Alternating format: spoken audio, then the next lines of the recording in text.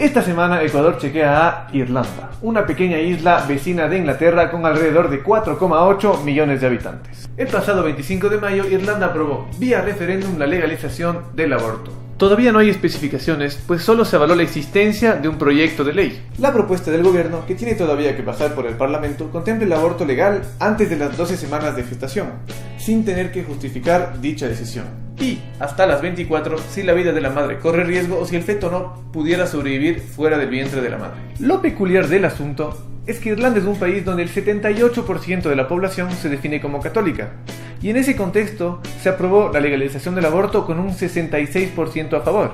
Dato curioso, en Irlanda el divorcio es legal tan solo desde 1996. Esto se ve como un avance para el país, el cual se alinea en temas de derechos con el resto de la Unión Europea. Se define como una nueva Irlanda más joven y con ideales progresistas. Dato curioso, más de 2 millones de personas salieron a votar en esta consulta. Esta cifra representa una participación récord no alcanzada justamente desde el referéndum para el divorcio. El tema en Ecuador está en stand-by, entonces abrimos el debate entre quienes están a favor y quienes están en contra. Por un lado, Amparo Medina, vocera del colectivo Con mis hijos no te metas, y por el otro, Natalia Bustamante, miembro de la Fundación Casa de Colores y activista por los derechos de las mujeres. En mitad de ellas le metimos al doctor Francisco López, ginecólogo, para que nos explique un punto de vista un poco más científico. Bueno, en el Ecuador legalmente está, tanto en la Constitución como a nivel de las otras leyes, está totalmente cerrado. Es decir, existe una normativa en el Código Penal que abre la posibilidad, está despenalizado el aborto en 2 casos. Solamente se le otorga a la madre cuando su vida está en riesgo o cuando una persona con una discapacidad mental ha sido violada. Ha habido un ataque feroz a la maternidad y prácticamente tenemos que hablar de que hay que despenalizar en el mundo, no solo en el Ecuador. En el mundo hay que despenalizar la maternidad. Se ve la maternidad como algo terrible, como algo grotesco, como algo que le hace daño a la mujer, como algo que es terrible para la mujer, como un mal, como una enfermedad, ¿no? Entonces, yo creo que el problema más grave va por ahí. Por ejemplo, es puesto el caso real, ¿no es cierto? En el caso de una mujer puede haber un embarazo, en el caso de una violación. Y supuestamente creemos que haciéndole el aborto le vamos a sanar el trauma de la violación. El argumento que pienso que en nuestra sociedad es el más importante. Yo pienso que en el Ecuador es un problema de salud pública y de derechos humanos. O sea, honestamente no entiendo las personas que dicen ser pro vida, de qué vidas estamos hablando. O sea, si realmente estamos hablando de la vida del ser humano, pienso que deberíamos tomar en cuenta que en el Ecuador, y te voy a dar algunos datos, por ejemplo, en el Ecuador tienes entre 1.500 a 2.000 niñas menores de 14 años que ya son madres, según el INEC. Y más del 80% de estos casos es por violación intrafamiliar. O sea, ¿te das cuenta de la gravedad del asunto? Si es que tú le das el aborto, ¿qué quiere decir? ¿Sabes qué? A mí lo que me preocupa es que no te embaraces. Entonces, ¿sabes qué? Ahora te hacemos el aborto, pero vuelve al mismo lugar donde estaban violando. Porque ¿qué otras soluciones te están dando? No les están dando ninguna solución. Para nosotros son 2 pacientes diferentes. Uno es el bebé, otro es la mamá. El aborto va a seguir existiendo, sea legal o no, ¿ya?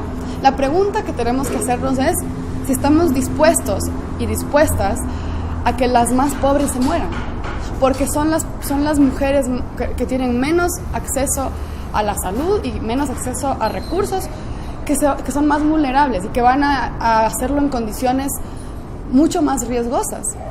Entonces, esa es la pregunta que tenemos que hacernos, no si el aborto debe ser legal o no, no si es que está bien abortar o no.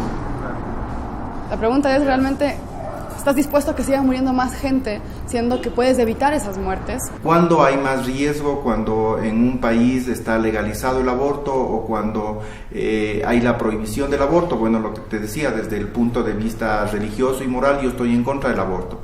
Desde el punto de vista práctico, lo que se ha visto es que en los lugares donde hay sitios o clínicas específicas para hacer este procedimiento, no aumenta la cantidad de pacientes que demandan este servicio, y claro, hacer un aborto en un lugar seguro tiene muchísimo menos riesgo, sobre todo las pacientes adolescentes, donde tienen altísimo riesgo de una morbilidad, o sea, de complicaciones, y también hay una mortalidad muy alta en las pacientes adolescentes, donde se hacen este tipo de procedimientos en lugares que no son aptos para esto, y son realmente, por eso a veces se los llama abortos criminales. Las mujeres estamos hechas para ser mamás y tenemos las faldas bien puestas y los ovarios bien cuadrados como para poder sacar adelante 1, 10, 8 hijos. Las mujeres podemos embarazarnos un día al mes, nada más. Desde la menarquia hasta la menopausia, y en el mes un día. ¿Cuántos días al mes la mujer podría embarazarse? El espermatozoide dura alrededor de 3 días, puede durar un poquito más, o sea que si la mujer el día de la ovulación, suponiendo que sea el día 14, podría embarazarse desde el día 10 y medio, 11, hasta el 14, y también hay que dejar como una ventanita después de la ovulación, porque el óvulo también tiene un tiempo de duración, o sea que la mujer podría embarazarse más o menos unos 3, 4, hasta 5 días, tendría riesgo de embarazarse al mes. Hay una explosión, en el momento que se une el espermatozoide con el óvulo, hay una explosión química que va al cerebro y le dice: mamá, estoy aquí, prepárate, empieza a preparar todo. Cuando se da el aborto espontáneo, se desconecta primero el cerebro y todo el cuerpo empieza en un proceso de limpieza natural. Cuando se da un aborto provocado, el último en enterarse es del cerebro. Entonces, ¿qué es lo que pasa? Por eso es que la mayoría de mujeres, muchísimas mujeres que han abortado, terminan con cáncer de senos. Hay grandes diferencias entre el aborto espontáneo y el aborto provocado, porque el aborto espontáneo es un proceso fisiológico que por muchas razones puede haberse dado un aborto espontáneo.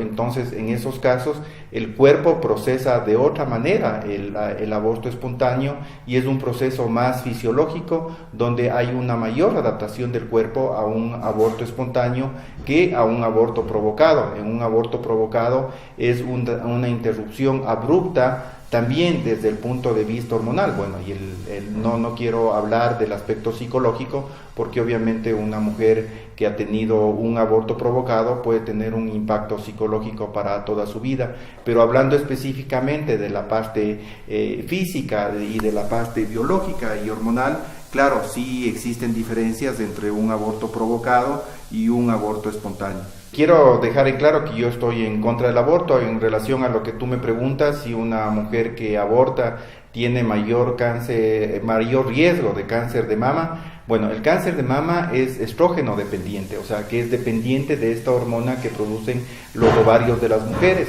Entonces, cuando una mujer está embarazada y en estado de lactancia, hay menor producción de estos estrógenos y mayor producción de la progesterona. Entonces, las que tienen mayor riesgo de tener cáncer de mama son las mujeres nulíparas. ¿Cuáles son las mujeres nulíparas? Las que no han tenido hijos. Pero bueno, que un aborto aumente el riesgo de cáncer de mama, eso no está comprobado. Te diga cuándo puedes abortar y cuándo no. Está mal. O sea, ya me parece que el Estado no es su lugar de decirte esas cosas. Mira, el Estado lo que busca es el bien común, ¿no es cierto? Y al estar buscando el bien común, genera una serie de leyes que garanticen la vida de sus ciudadanos.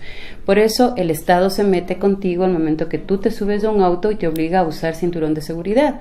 Si usáramos el mismo principio que tú me estás diciendo en este momento, yo tendría todo el derecho de decirle al señor al policía: ¿sabe qué? Es mi derecho, es mi cuerpo, es mi derecho a decidir.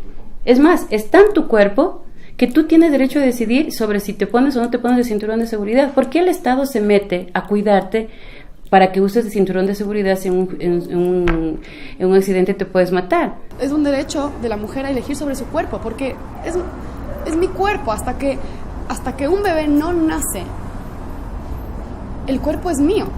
Entonces, mira, te voy a contar el ejemplo de un caso de jurisprudencia en Canadá, que a mí me parece fantástico para ilustrar lo que te estoy tratando de decir. Hace algunos años hubo una pareja, un hombre y una mujer, y él la denuncia a ella en la corte porque ella le dijo que ella quería abortar. Ella se quedó embarazada y ella le dijo: yo no quiero ser mamá, no quiero tener un hijo, voy a abortar. Y él no estaba de acuerdo y le dijo: no puedes abortar sin mi consentimiento porque yo también soy el padre de ese niño. y es también somos corresponsables. La jurisprudencia canadiense ahora se aferra de este caso para próximos. Lo que pasó fue que el juez le dio razón a ella, porque es su cuerpo. Hoy ser progresista es legalizar el aborto, ser progresista es legalizar las uniones del mismo sexo, ser progresista es darle en adopción a una niña con 2 mamás, ser progresista es legalizar la droga. Eso es el concepto de progreso aquí en Ecuador. Están a favor de que las mujeres den sus hijos en adopción y no los aborten, pero no están a favor de que una pareja de homosexuales adopte. Entonces, ¿de qué vidas son pro vida? Cuando realmente el progreso significa tener estándares de calidad educativa, estándares de calidad de salud, estándares de calidad en atención al público, estándares de calidad y mejora de calidad de vida, que no tengamos mujeres en el campo que no tienen ni siquiera una aspirina para poder atenderse un dolor de cabeza. Cuando tengamos esos estándares, hablemos de progreso. Lo más alarmante es el embarazo en adolescentes, ¿no? Madres que no tienen ni recursos para mantenerse ellas, peor para mantener a niños, sobre todo que son violadas. Y no solo las adolescentes que son violadas, ¿no? Pero también mujeres que son violadas todos los días porque nos violan y nos matan. Si es que mañana vos lanzas un referéndum y haces una consulta popular del sí y el no, va a ganar el no. Pienso que se podría hacer paulatinamente como pasó en Chile. Recientemente se legalizó el aborto por violación. Chile siendo uno de los países con mayores penas al aborto. En Chile no estaba permitido en ningún caso, era uno de los países más estrictos con respecto a esto. Y se logró algo muy, muy grande, que fue el aborto por violación, que no es suficiente. Las opiniones varían, pero las cifras no mienten. En Ecuador, 301 mujeres han sido denunciadas por aborto. También somos el primer país de Latinoamérica en embarazos adolescentes. Según un estudio conjunto del Ministerio de Salud, las Emplades y la organización Sendas de Cuenca, el Ecuador gasta $67,8 millones anuales en atender embarazos no intencionados. Y que de hecho 2 de cada 3 embarazos en el país no son deseados. Este fue el Ecuador Chequea Internacional de la semana. Primero que todo quisiéramos agradecer a este hospital, ustedes saben quién son, por habernos prestado esta linda sala de ecografía. Quisiéramos recordarles que no coman cuento de nadie y como dice Ed Sheeran,